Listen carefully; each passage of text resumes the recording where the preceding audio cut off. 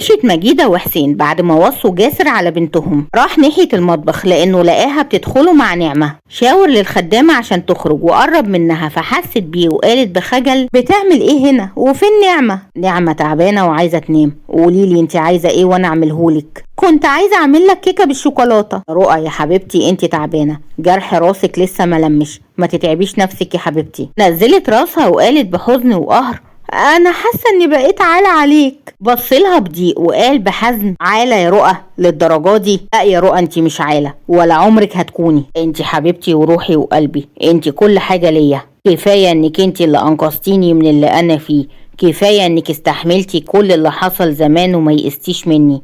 ليه بتقولي عالة؟ رؤى انت لو كنتي حتى قاعدة انا كنت مستعدة افضل شايلك طول عمري. انا جوزك يا رؤى، ما مضيناش على القسيمة انك تبقي مراتي وانتي سليمة واول ما يحصل لك حاجة ارميكي. اول ما خلص كلامه حضنته وهي بتعيط بسعادة عشان تسمعه وهو بيقول بعبث بقولك ايه، ما تيجي اقولك طريقة عمل الكيكة بالشوكولاتة بالمقادير الصحيحة. ضربته على صدره وقالت بخجل انت قليل الادب. قال ببراءة انا اخص عليكي اخص، ده انا متربي احسن تربية، ده انا خجول جدا. قالت بسخرية جدا يعني، وعلى رأي المثل اللي يتكسف من بنت عمه ما يجيبش منها خضار.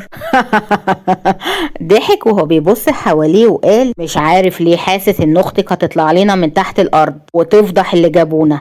وقلدها بسخرية وقال يا بابا الحق يا بابا عمو جاسر بيبوق. حطت ايديها على بقه وقالت بخجل خلاص يا جاسر قلبك ابيض. كان قاعد في اوضه اخته حاطط وشه ما بين ايديه وبيعيط في صمت من ساعه ما عرف اللي حصل لها وانها بسبب تهاني فقدت بصرها. دخل اوضتها وهو بيعاتب نفسه ان هو السبب، هو اللي دخل الحية دي في عيلته عشان تدمرها. قد ايه هو بيكرهها دلوقتي لدرجة انه حاسس ان عايز يخلص عليها على اللي عملته. كان عايز يروح يطمن على اخته، قلبه مشتاق لها وعايز يطمن عليها لكن مش عارف يوريها وشه ازاي. نزلت دموعه بعنف وهو سامع صوت حلم موقفش وهي بتترجاه انه يفتح الباب عشان تطمن عليه. تجاهلها زي العادة وحس بيها وهي ماسكة مقبض الباب وبتحاول تفتحه. لحظات واتفتح الباب. بصلها بدهشة لانه كان قافل الباب بالمفتاح عشان يلاقيها ماسكة مشبك شعر صغير ما بين صوابعها وهي بتبتسم ببراءة عكس اللي عملته من شوية. وبعدين وياكي يا شاهندي هتفضلي كده من غير واكل لحد متى؟ انتي مالكيش ذنب يا حبيبتي. قالها فتحي بشفقة وهو قاعد جنب مراته اللي مش مبطلة عياط من ساعة موت ابوها وكمان رافضة الاكل والشرب. قالت بنحيب انا السبب، انا السبب، انا اللي قتلته، انا اللي موته. يا ريتني ما كنت رحت، يا ريتني كنت قلت له ان الفلوس معايا. ما شفتوش كان بيبصلي ازاي؟